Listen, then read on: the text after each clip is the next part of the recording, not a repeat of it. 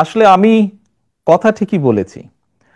আমি দীর্ঘ 17 বছর এখানে আছি এই দেশে প্রবাস জীবনে।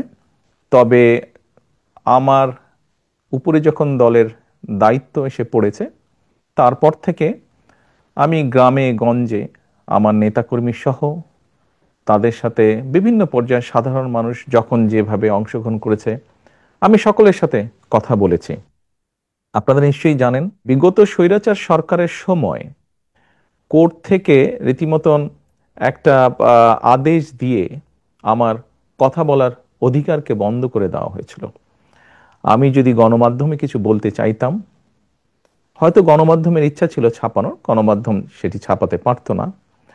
আহ, আমি একবার প্রেস ক্লাবে কথা বলেছিলাম। তখন পরের দিন দেখলাম যে প্রেস ক্লাবে একটি, তখনকার যেই প্রেস ক্লাবের যারা সদস্য ছিলেন বা কমিটি ছিল, তারা একটি তাদের মিটিং ডেকে একটি সভা করে তারা সিদ্ধান্ত নেয় যে তারা, তখন আমাকে আইনের দৃষ্টিতে ফেরারি বলা হয়েছিল, যে সেরকম কোনো ব্যক্তিকে তারা প্রেস ক্লাবে কথা বলতে দিবে না। এভাবে তারা চেষ্টা করেছিল আমার কথা বন্ধ করে রাখতে।